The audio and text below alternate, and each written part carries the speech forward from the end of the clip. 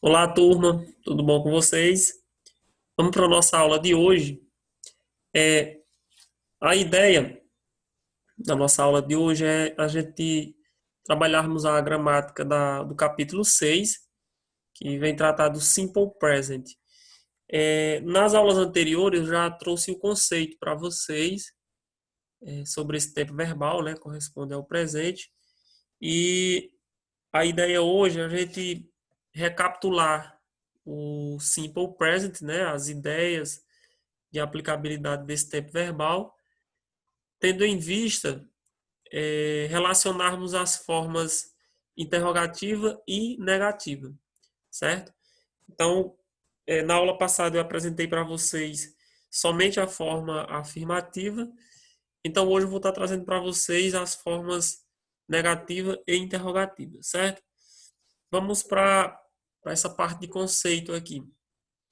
Como vocês já conhecem, a gente já conversou, né? O simple present é aquele tempo que corresponde ao presente do indicativo de nossa língua. Ele é usado para indicar ações que está acontecendo, ou seja, as ações presentes. Há algumas regrinhas, a gente é bom relembrar aqui. Quando eu vou aplicar o simple present, ele vai apresentar uma pequena mudança na terminação dos verbos, somente quando estiver direcionado para a terceira pessoa, certo? Então vamos rever aqui o que a gente mencionou na aula atrasada. As únicas alterações que acontecem nos verbos se limitam aos pronomes he, she e it, ou seja, terceira pessoa do singular, né, galera? He, she e it é quando as ações vão ser direcionadas no presente para a terceira pessoa do singular, para ele ou ela, né? Seja objeto, coisa ou pessoas ou animais. De modo geral, quando vamos usar o simple present para nos referirmos a ele, ela ou indefinido. A maioria dos verbos, na regra geral, vai ser acrescido aqui o S. Beleza? Então, a regra geral, a maioria dos verbos na forma afirmativa vão precisar acrescentar o S quando eu estiver direcionando aquela ação para a terceira pessoa. Ok?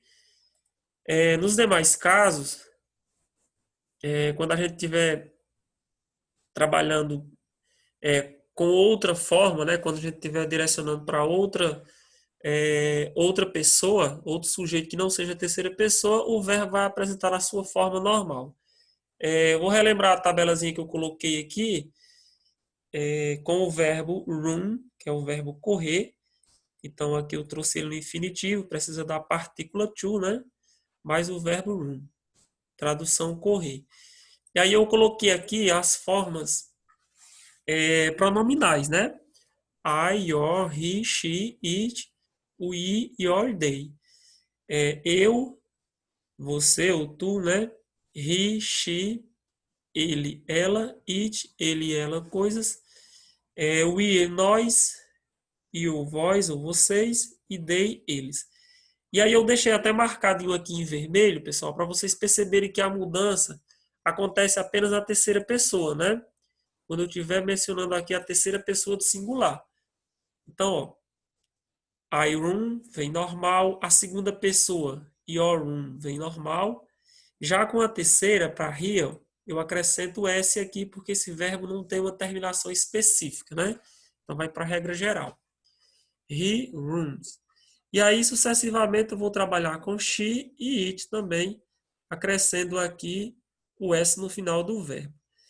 Já no plural, ó, vem normalmente, então não precisa lembrar de regra específica quando eu estiver trabalhando o simple present.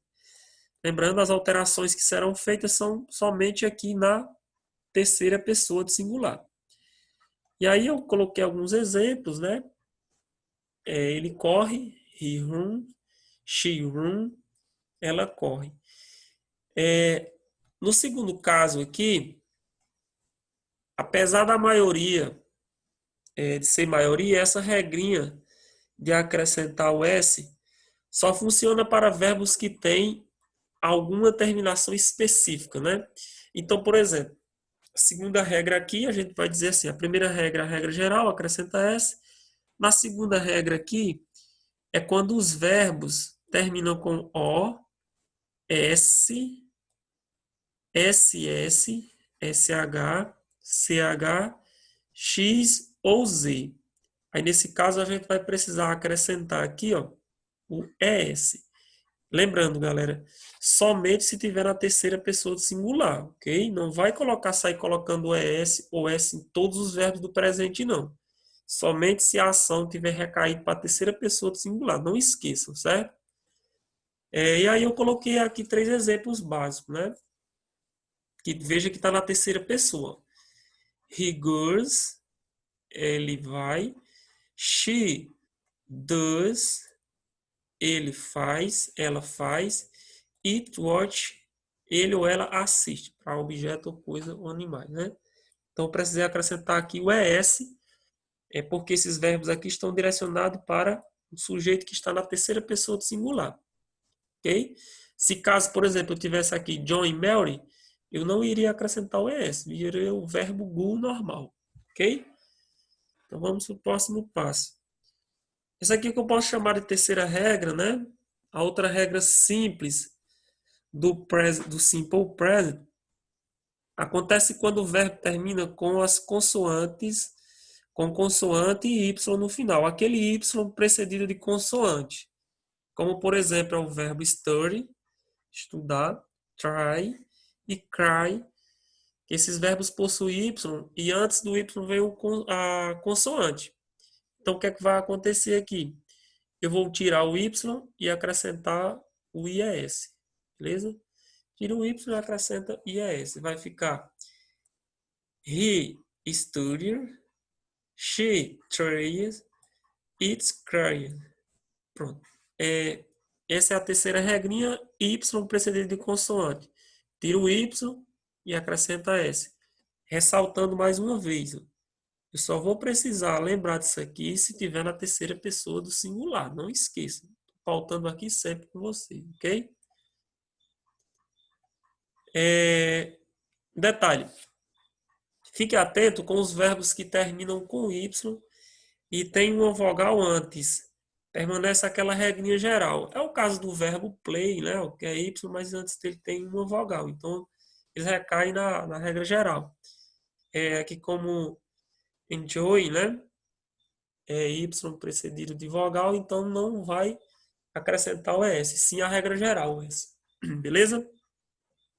Pronto. Agora aqui o que eu vou trazendo de novidade na aula de hoje é as formas interrogativa e negativa. Antes da gente falar um pouquinho aqui, pessoal, vamos só relembrar. Em inglês, quando eu vou fazer pergunta ou eu vou negar a frase negativa, eu preciso sempre de um verbo auxiliar. Eu acho que eu já cheguei a falar também para vocês em sala de aula. Em inglês, o que é que marca uma frase interrogativa? Não é só o sinal de interrogação, como na nossa língua. Ele precisa de marcar o início com um verbo auxiliar.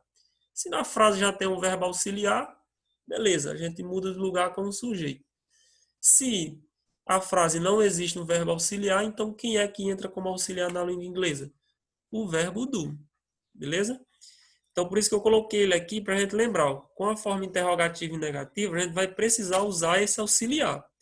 Porque o simple present, com alguns verbos regular, não vai existir verbos que chamado considerados verbos auxiliares. Então, necessita-se de marcar a frase com o do ou does. E por que o does? Porque aqui, ó, se for terceira pessoa, ele vai ser acrescido aqui o ES no verbo, porque esse verbo termina com o. Eu vou colocar esses exemplos aqui abaixo. Ó. Coloquei a frase, está na afirmativa, né? Ó.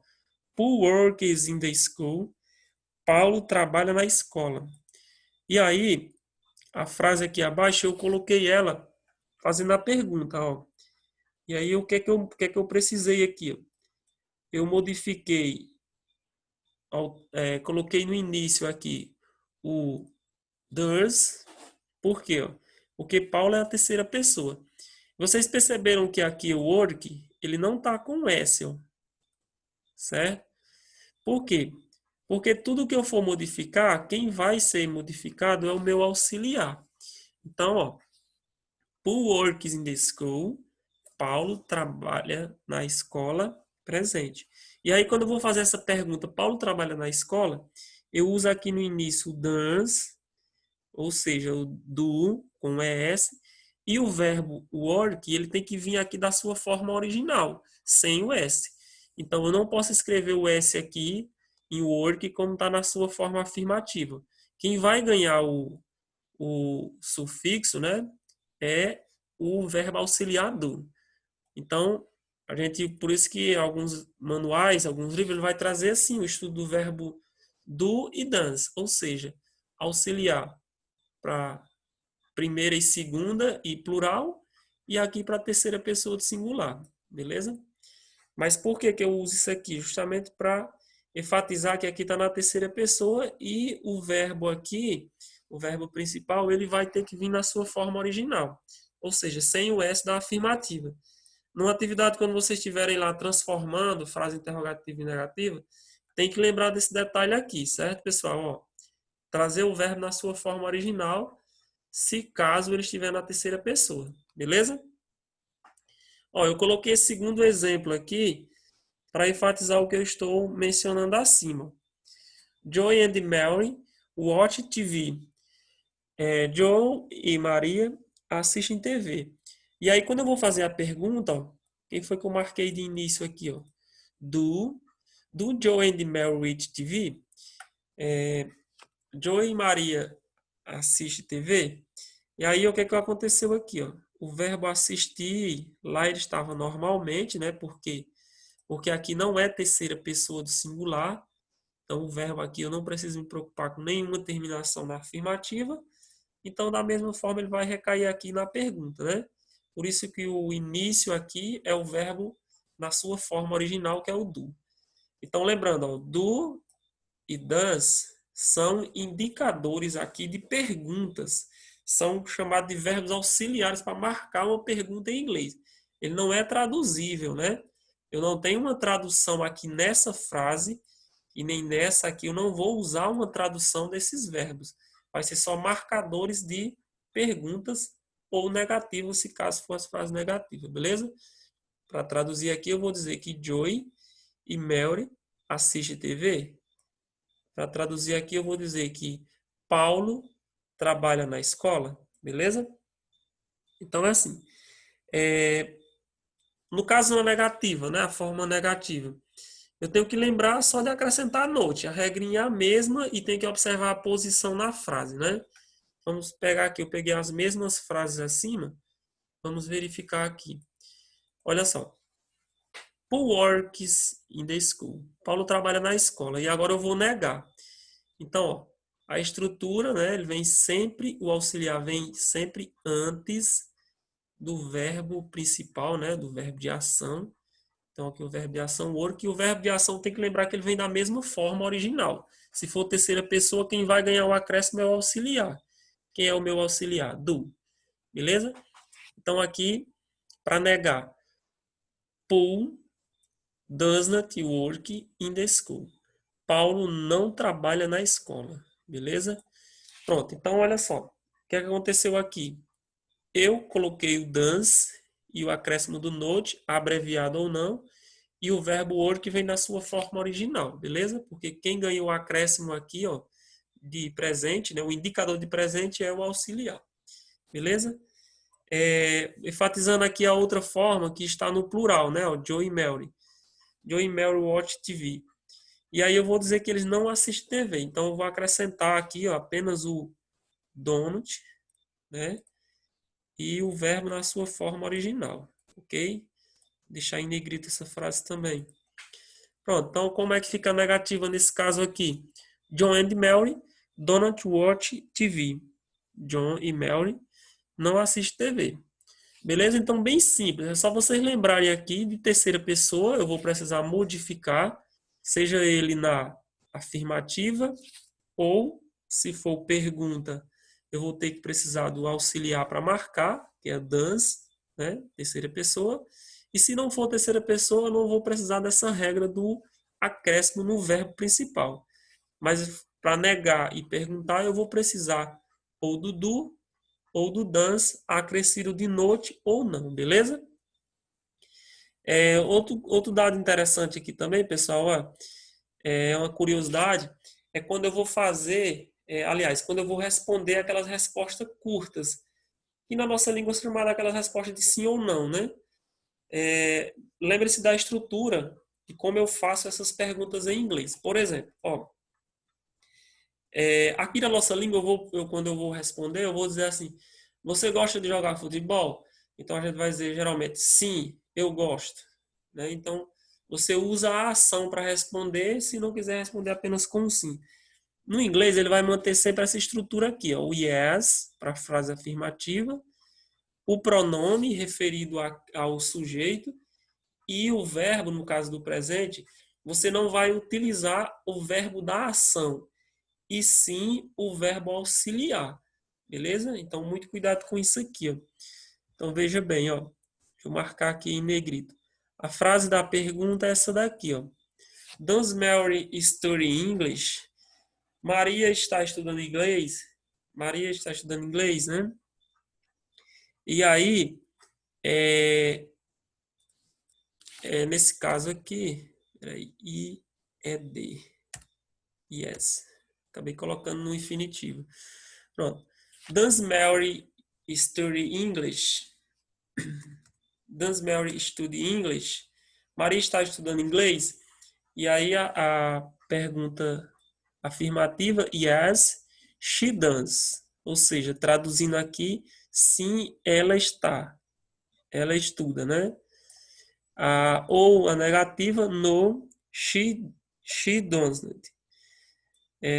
Perceba que aqui eu não vou marcar com o verbo estudar. Não vou fazer a repetição do verbo estudar, mas sim com o meu auxiliar da pergunta, beleza? Da mesma forma vai acontecer aqui com a segunda frase. É uma frase plural, eu não vou precisar de acréscimo, né? Então eu vou usar como marcador o do. Como vocês podem perceber aqui, né? Do Joy and Mary walk in the park? Joy e Maria caminham no parque? E aí você vai responder yes, sim, they do, ou no, they don't. Beleza? Então perceba aqui o que acontece. Quando eu vou marcar ela com uma pergunta, com frases curtas, eu vou utilizar para responder não a ação, o verbo de ação, que no caso aqui seria walking, né? Caminhar, e nesse outro caso aqui, study, estudar. E sim o meu auxiliar, o does, quando é a terceira pessoa, e o do para o restante das pessoas, né? Dos sujeitos. E aí eu vou marcar aquela mesma estrutura que você já conhece, o sim ou não, o pronome de referência e o auxiliar, beleza? Então é só lembrar dessa regrinha, vale para qualquer tempo verbal que a gente estiver trabalhando para short as, não, para respostas curtas. O yes ou no, o pronome de referência e o auxiliar, beleza? O exercício de vocês, deixa eu ver qual é a página aqui, rapidinho. A página do nosso exercício será a página 45, né? 45 e 46. Pronto, então vamos lá. Na página 45, começa a nossa primeira questão. Pronto, essa daqui. Onde vocês vão circular os verbos. Circule os verbos no Simple Present. Tem um textinho abaixo que eu não trouxe aqui para não ficar extenso. Vocês vão circular todos os verbos. Eu vou adiantar no vídeo quantos verbos vocês vão encontrar, certo, pessoal? Vocês vão encontrar 8 verbos. 8 verbos no Simple Present, beleza? Espero que vocês consigam encontrar todos. Essa segunda aqui, ó, find the blanks using the simple present of the verb in the parentheses. Vocês vão preencher os espaços usando os verbos no simple present, né? Então aqui o verbo já está mencionado aqui, a ação, vocês vão trazê-la aqui no simple present. O que é que vocês têm que observar? Se está direcionado para a terceira pessoa, eu vou precisar colocar algum acréscimo. Se não estiver, o verbo vem na sua forma original sem o to. Um exemplo dessa letra A aqui, ó. Tina. Tina é ela, é a terceira pessoa. Então, o verbo study aqui, eu vou precisar colocar algum acréscimo nele, né? Vai ficar studiers, né? Tina estuda inglês toda semana. Beleza? Nessa terceira, vocês vão mudar para a forma negativa e interrogativa. Pronto, aí lembra aqui, ó, essa frase ela está na afirmativa, vocês vão transformar na negativa e interrogativa ou vice-versa.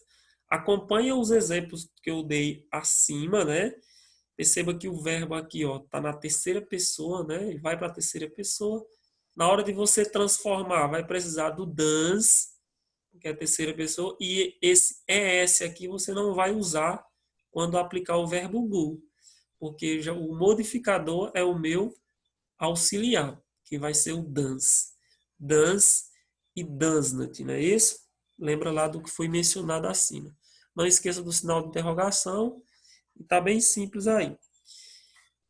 Nessa quarta questão, deixa eu ver, a quarta questão é uma questãozinha que vocês vão criar 3 frases, né? O write affirmative sentence, ou seja, escreva 3 frases afirmativas com o simple present. Aí ele pede aqui, ele orienta você, use he ou she, ou seja, use uma terceira pessoa para criar as frases usando o verbo buy, comprar, life, morar, viver, e like, gostar, beleza? Então, vocês irão criar com a terceira pessoa. Não esqueça que é para poder modificar esses verbos, ok?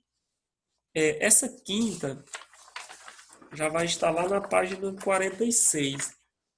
A quinta questão, vocês vão novamente aí mudar, né, a forma negativa e interrogativa, só que detalhe, ó, ele coloca aqui, ó, short answer, ou seja, vocês vão dar respostas curtas para essas perguntas, beleza? Então, vocês vão fazer mais ou menos nesse estilo aqui, ó, ok? Vocês vão observar aí o que eu exemplifiquei, volta o vídeo aí, se tiver dúvida, na hora de fazer o exercício. Vocês vão fazer como nesse modelo aqui, ok? Descendo lá novamente.